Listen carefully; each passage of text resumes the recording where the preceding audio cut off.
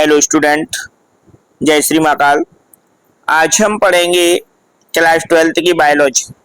Biology का first chapter है और फर्स्ट चैप्टर का नाम है पुष्पी पादपों में लैंगिक जनन। क्या नाम फर्स्ट चैप्टर का? पुष्पी पादपों में लैंगिक जनन। इसमें हम सबसे पहले पढ़ेंगे पुष्प की संरचना। एक पुष्प की संरचना। ये पुष्प आपके सामने बना हुआ है। इस पुष्प की संरचना के बारे में हम देखते हैं। देखिए, ये पुष्प में जो नाम दिए हैं उन पर एक बार आप ध्यान दें। इसको थोड़ा सा जूम कर देते हैं हम।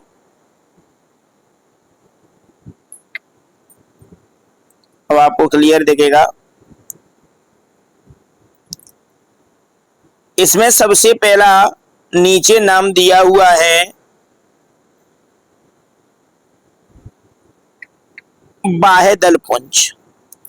ये जो बाह्य दलपुंज नाम दिया हुआ है, ये पुष्प की सबसे निचली पत्तियां हैं।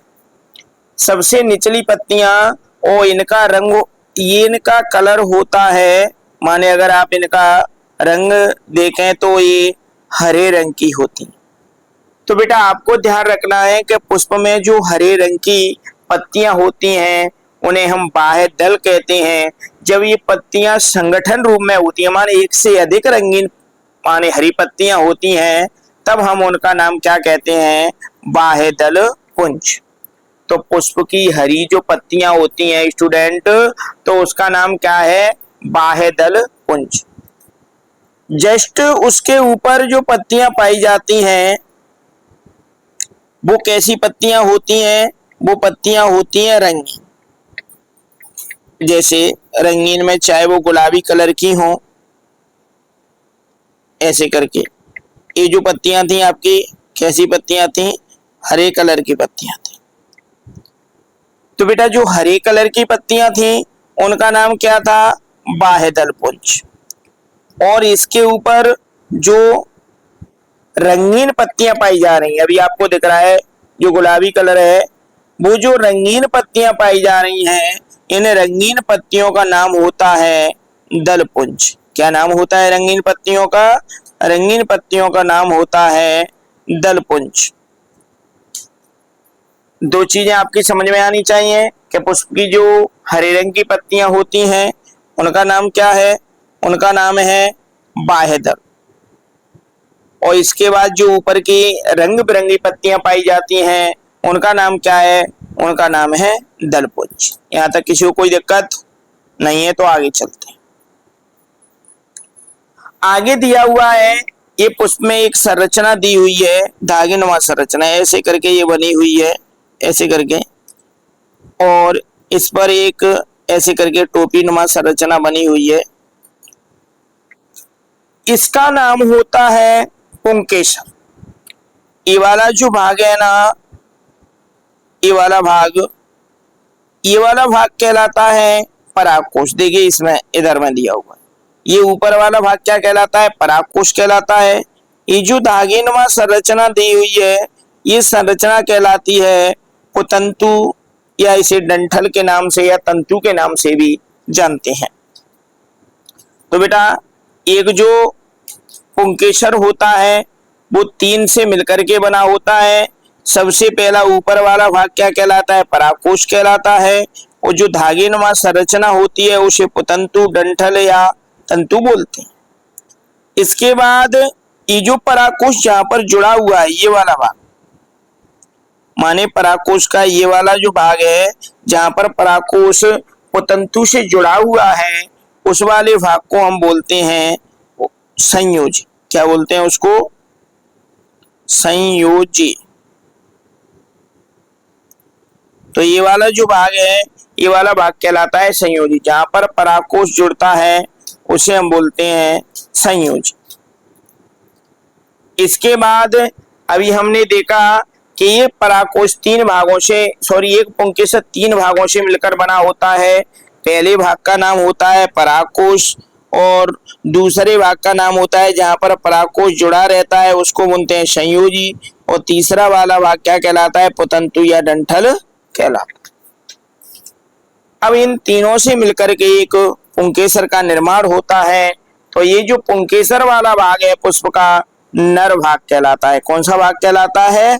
नर भाग कहलाता है। तो कभी भी आपसे अगर पूछा जाए कि पुष्प के नर भाग का क्या नाम है, तो पुष्प के नर भाग का नाम है पुंकेसर।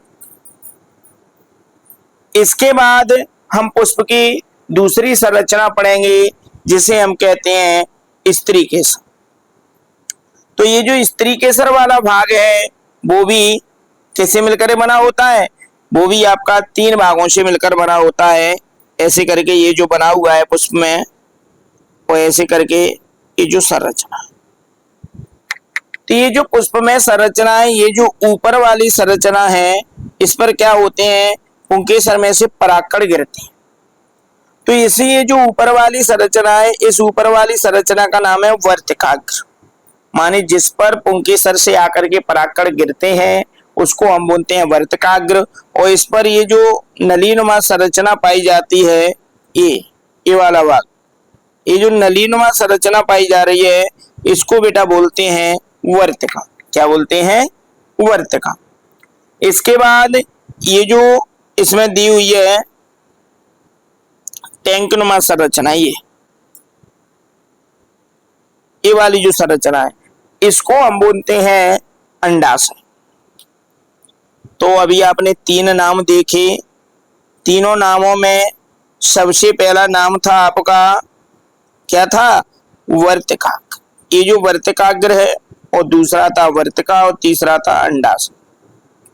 तो वर्तिकाग्र, वर्तिका और अंडाशय से मिलकर के एक जो भाग बनता है उसका नाम होता है स्त्री केसर। और ये जो स्त्री केसर ये जो स्त्री केसर भाग है पुष्प का, कौन सा भाग है बेटा? ये मादा भाग है।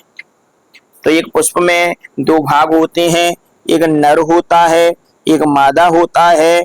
ऐसे पुष्प को स्टूडेंट हम क्या कहते हैं? ऐसे पुष्प को हम द्विलिंगी पुष्प कहते हैं। कौन सा पुष्प कहते हैं?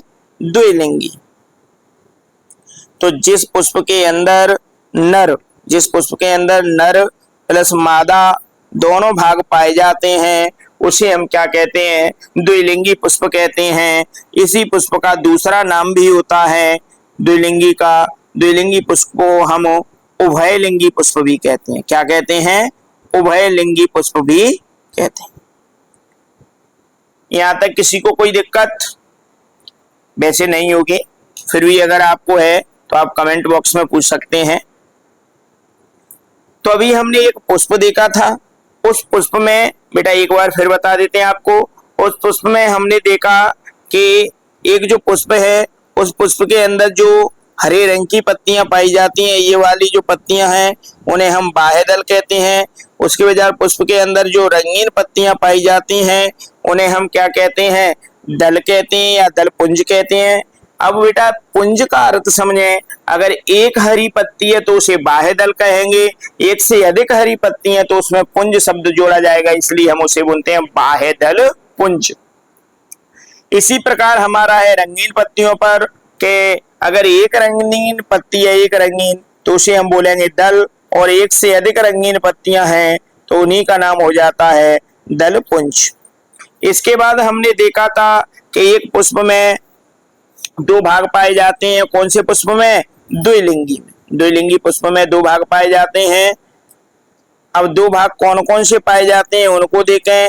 तो एक भाग होता है आपका पुंकेसर, ये रहा, और दूसरा भाग होता है स्त्री केसर। रही बात अब पुंकेसर और स्त्री केसर की जो संरचना है वो किससे मिलकर के बनी होती है, तो बेटा सबसे पहले हम पुंकेसर को देखेंगे कि ये जो धागेनुमा संरचना है इसको हम बोलते हैं पुतंतु या डंठल।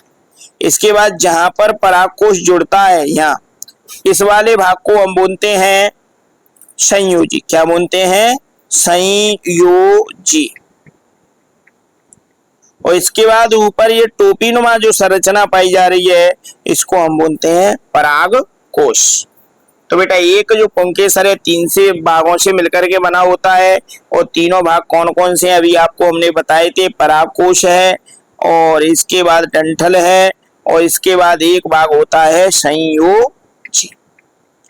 यहाँ तक किसी को कोई दिक्कत नहीं है तो आगे चलते हैं। आगे भाग दिया हुआ है आपका, एक भाग होता है आपका स्त्री वाला भाग, उसे बोलते हैं हम स्त्री केसर। तो ये जो स्त्री केसर है ये भी 3 भागों से मिलकर के बना होता है। ये संरचना बनी हुई है आपके सामने। इसमें क्या होता है कि ये जो ऊपर वाला भाग होता है इस पर क्या होते हैं, परागकण आकर के गिरते हैं, तो इसको हम बोलते हैं वर्तिकाग्र। इसके बाद ये जो नलीनुमा संरचना होती है इसे बोलते हैं वर्तिका। ये जो टैंकनुमा संरचना होती है इसका नाम होता है अंडाशय। यहाँ तक किसी को कोई दिक्कत नहीं है, तो हम आगे चलते हैं। आगे दिया हुआ है कि पुष्प की संरचना आवृत बीजी पौधों का विशिष्ट लक्षण उसमें पुष्प उत्पन्न होना है। तो बेटा जो आवृत जीवी पौधे होते हैं उनमें क्या होता है, पुष्प का उत्पन्न होना माना